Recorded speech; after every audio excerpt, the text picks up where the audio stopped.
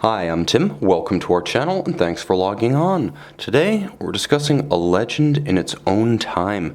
It's the Rolex Oyster Perpetual Submariner 116610V. You can see it and you can own it on our website. Subscribe to our YouTube channel if you enjoy these videos, and please click on the card in the upper right hand corner of the screen at any time during this video to see our full sales listing for this and our entire collection of Rolex watches, with additional accessories included in the sale, high resolution images for your desktop, and naturally complete pricing details for this green Rolex Submariner and our entire Rolex inventory. Now, the watch on my wrist, yes, it's a living legend, and it's also going to be remembered as one of the it watches of the 2010s. It's going to be up there with period-defining greats like, for instance, the Omega Speedmaster Moonwatch Silver Snoopy, or something along the lines of the 2012 Audemars Piguet 15202 with the revised dial, or even something like the Patek Philippe Aquanaut 5164 travel time. The watches that really defined the era, the best of the best, the ones that people will look to collect before they're generally recognized as vintage in age even. This watch meets that description. Never mind its resale value, which is rather shocking in relation to its purchase price. This is a watch with immense charisma, and it's the bearer of a torch that only became a light in the modern era, as in 2003 Rolex gave us the first ever combination of green cues on a Submariner. Now, that was the LV, the green bezel, lunette vert. This one, coming out in 2010, replaced that anniversary model, and in doing so, it gained a new nickname. No longer the Kermit, the watch became the Hulk. Now, on my wrist, 6 1/3 inches, 16 centimeters in circumference, you can see the Hulk pretty much lives up to its name, far larger than those who've only experienced 40mm case Rolex watches of the previous generation. It wears more like a 42 or even a 43, quite frankly, but I am able to wear it. You can see Rolex probably did their homework, reasoning that they could widen the case and increase the mass of the watch and the substance of the bracelet without actually increasing the absolute size of the watch. It feels big. Eyes closed, you'd swear it's larger than it is, but it would fit, in my opinion, on a wrist down to as small as 14.5, maybe 15 centimeters if your wrist is more round. You'd need to be a little bit larger of wrist, but it fits well and it fits securely. It's not excessively thick, though it is broad. The watch is 12.7 millimeters thick with the rotating bezel, 48 millimeters from lug to lug should you wish to wear the watch commando on a strap, and 51.2 millimeters if you wear it on the bracelet and you count the outcropping of the solid end links, which extend the watch horizontally across the wrist. Now, the bracelet is very solid. As I mentioned, this is a current generation Rolex bracelet, which means all links are solid, end links, center links, beautifully finished, polished shoulders, satin top, a large milled out steel clasp, and of course, because this is a Rolex diver, you can see that it features the glide lock system internally.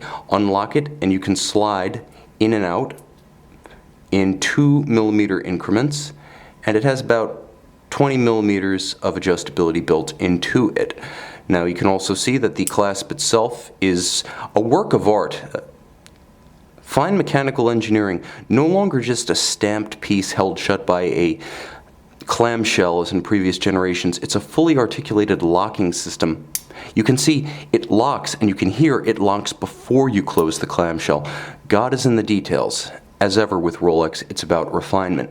Now, you can see that the case is handsome, maybe not as romantically finished as in previous generations. You can see the hand-laid bevels of old are gone, but replacing them are beautiful finish where it's executed, polished on the flanks, satin on the top, a fully stamped case, the more expensive way of making a case, and then in Rolex's own 904L steel alloy, which is a little bit better in my experience at holding a polish and a satin finish. It does seem to be a bit more durable in practice than standard 316. Now, the bezel is part of the core identity of this model.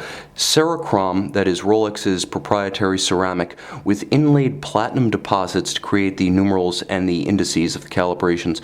The pearl itself features a sapphire cap over the Luminova pane. So even the pearl is made of sapphire. Refinement in every detail. It has several components that go into this subassembly within the bezel insert.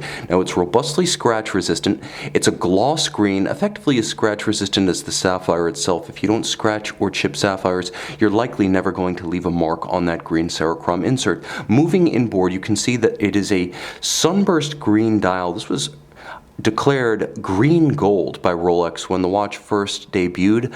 They've since stopped using that nomenclature. I believe that there is gold in the dial, but not being a conventional 18-karat alloy, I think Rolex moved to safer nomenclature, simply referring to it as a green sunburst, with the hands and the indices crafted of 18-karat white gold.